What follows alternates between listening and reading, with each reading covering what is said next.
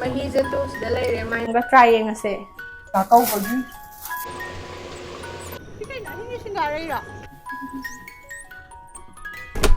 Hi guys, kujin hapaga loi kien gare patra.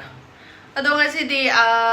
cooking vlog oina tawse ngasidi pork thongse bako. Bom so hegdagi dieting horda ba adutuna ngasidi pork se chahorani. Di pork thongbagi vlog oina tawse cooking vlog. Ngasi adum khara chaw na ka hale. Tu Jalong sanam leire pork sai chaw ba man video da dakslam na bu ama uchena ka. Pork se hapchalage bu adu do khara kam handoine ba hapchalage bu duga mai de han pork se ba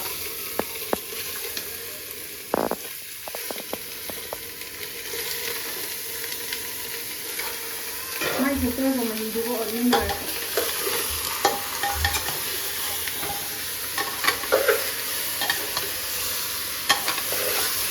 oksa thong mo de ubi khabai no lo ga ha mai ubi ga microphone hapsira Hojik se ngahak ot khige haidi mahi jingdo mahi thokpa jingdo khara kang handoine ba matum ji chawbani na yam koi nai changni doiju natra khabajan cha je ba ko do thum thak chalage horen nganam thum nam na ba thum je thak chalage mai je mamo goda khani mai thandri haidi natural light je khara lai ni na ko ndang ta dore do thum khara thak chan jarage ai microphone lai bagi ai na dum ke hai ni चाबगी जो मथे हापक तो ने बा मखोन दो ताब्रा Young ना दो तुम हाप चलगे ओके मसे खामेन सिन मिनुं करी हापो लैजु लैते माने ngakang thamge manin do ado myam video jam ka hena hojan ringai da ko akoi hojikan swai da di party ngakta tawre ba ko haidi kumai harau do myam le bani na ko dandiya gi wo durga puja gi wo mi sing je makeup se full da tawra ga hekta kai mi yam na nei bi mong do do oi ba ko auda mi je makeup da tai ga ju phajada ba du ma haidi marang lang ba chapho do ba du ma ju myam ui ba ko adai khumna bhona ba da khumba ya da ba haidi uring gum ba thunga ga ju ko auda ga ina imana bi ma mamai do kan si nan ba dai mai mamai yam so le so do mai oi ko khang yam phajau da ina yam na kai ni atang ba pot sizina ba thada ba du gum do man ba hai tare ni ko auda ina changa ga hange ba ko nang gi mai do kai tai no yam phajai ha yang kem tai am deu khomra aidi masagi natural oram do aina khalu bana hekta foundation gum ba makeup gum ba tang me am sizina mani sini ko adu ma di magi skin care ja am phajana to do adu do oiler me ba khamra mai do kai rim tai da bi kajal khari eyebrow khari ye ga mai na kem tai da bi do lak oram do mai oram me ba khamra aina mai do kai sizina no na hange ba ko ma di kai makeup ko maje online dai kai digi pangnai de lega sizina da bado admai ta hai ba ai de dermatologist ko batana ga kholaga magi skin da chana ga da product sin adu sizina hai ba man hai maje skin care da ngau za bado adu oi ga adu ga jumana mina tai ba khot da panging yang ga tai da ba oi bado adu oi hai ba ai de magi dermatologist ana ga sigi pami na hai ga phajana phong do ga ta bado adumai na sizina in hai e ba ko ado aina haizaning je ko myam ju mai da acne gumba duga mahin gumba kai myam mai da thokwa problem sing ja sigum ba lai tar ga dine ko adum mina sizina bu ga pasida sizina bu adu gum do bi ga no ko haide dermatologist phajana tanar ga sizina bu adu na kwai gi phai bu ko ado kai gumba chathok ko pa sang da tar ga su akoi gi CureSkin app to lai dina ko adu na CureSkin app che dum download to biraga masida specialist dermatologist myam ma yarum ga ni bu ko moi da consult phajana to biraga akoi gi skin je phajana photo ma ka pa gi analyze phajana to biraga na ne ko akoi gi mai da thoiba problem sing do adu gi product channel myam do adu da bibira ka ni dina ko adu na CureSkin je season ning tar ga dine ko amtang season ga yeng biyo bu ko ai gi mai da thopa problem myam je almost para bane bu ko ai de ai gi hormonal changes la pa gi pura swai da thungi ba uring myam kai ka lai bak ta ga lai gi ba myam da hoji ti ayam ba fare hai tare ne gi isa da chana ga da ba ai gi mai da lai problem gi matung ina chana ga da ba diet plan sembira ka ni bu ko na diet plan do follow to bi ba moi gi mai da tha ko digi karam problem lai ri karam update lai have do khang na bai da mak ta monthly check up che taw do ne bu ko adu so free of cost nga ta ne bu ko du gi oina moina suggest to bi ko product se season ne bu ko smaina kit box ama sembira to ni ba chana ga da product ko mo to product manga da gi ta da na du yar ka ni bu ko da lai re to ai gi chana ga da ba ai gi product sing do ne ko sida yar gi mai da lai ba problem sing do adu ga chana ga da product nga ta ne ko sida yar ba kit ama da yar sing se ko ado sama aduna kai go mamyam secure skin je pambi ba tar ga di ai ko pan ko chulai ga ni bu ko kajal 100 cc na tar ga di lupa 100 off for do ni bu ko aduna pambi ba sing na ai dum description da link to hapchar mage aduga comment pin da su dum thamjaram ge adum season ning ba yar ga de have ni ko adum try tawbiro yengbiro adum description do comment su description ju check toba kawbigano. This is machu says and sina ko yumdai ngakta ni ko sina jar enterprise tagi morok asuba umorok ka kano ko pun magam tawbor yes umorok ka akogi chaindra do ka bula pun mane si hapani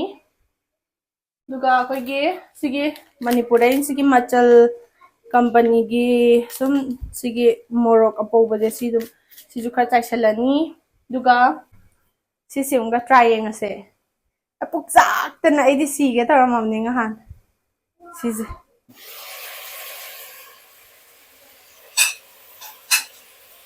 Jikse machu ka kai section grage duga fi sam kam grada minta. This is machu. Machu jam ya ko ne amaga kitang hapan ge.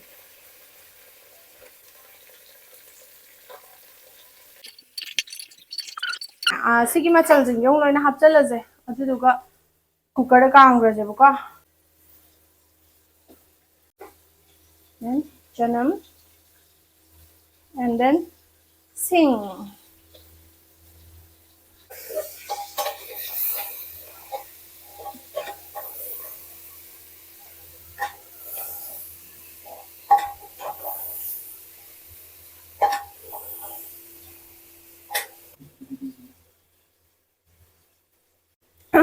Umrok se tangkhan tang ha pa ge.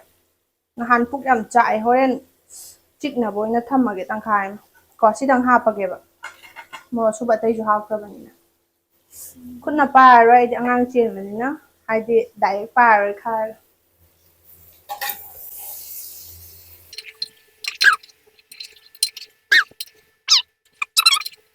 Ge ha ta. Yare.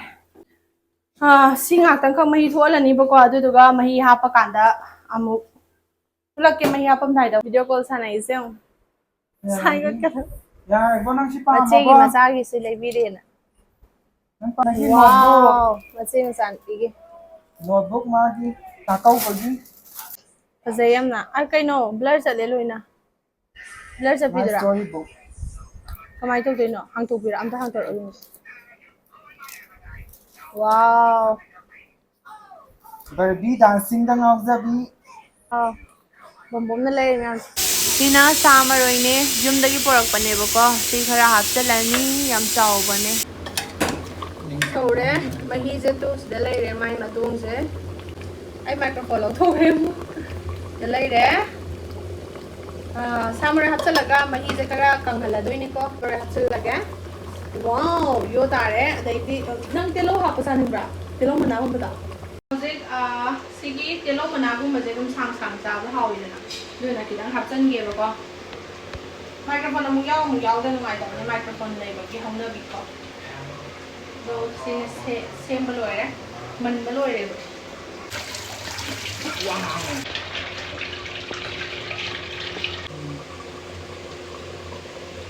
okay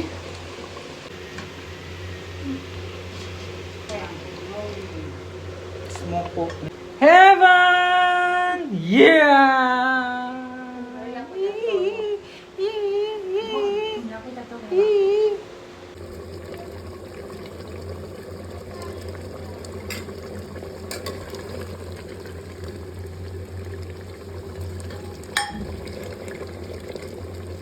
hꯧzik charage da lay tu ok thum do murap taraga smoke po command re one da ko na ba kem ko lo sine kai telo ga chanam ga lay re chak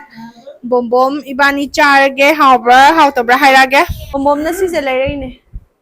tissue paper ham na au saro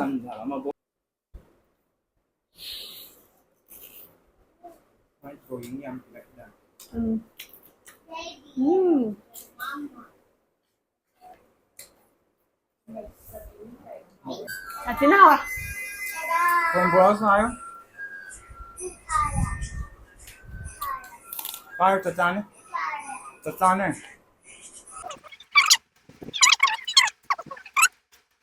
Chabai do yam sang na di utre mayam hojina walking tholai ne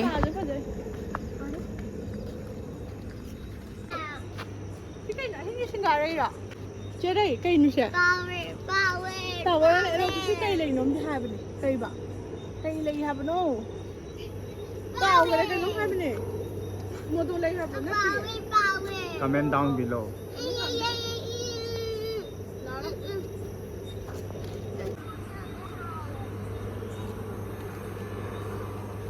दुकान बंद हो गया ꯑꯩꯈꯣꯏ ꯋꯥꯛꯀꯤꯡ ꯍꯜꯂꯛꯑꯦ ꯑꯩꯈꯣꯏ ꯃꯥꯅ ꯑꯉꯥꯡ ꯂꯧꯔꯒ ꯂꯩꯍꯧꯕꯅꯦꯕ ꯑꯗꯣ ꯉꯁꯤꯒꯤ ꯚꯤꯗꯤꯑꯣ ꯁ꯭ꯋꯥꯏꯗ ꯂꯣꯏꯁꯤꯜꯂꯒꯦ ꯃꯊꯪꯒꯤ ꯚꯤꯗꯤꯑꯣꯗ ꯑꯃꯨꯛ ꯊꯦꯡꯅꯔꯁꯦ ꯕꯥꯏ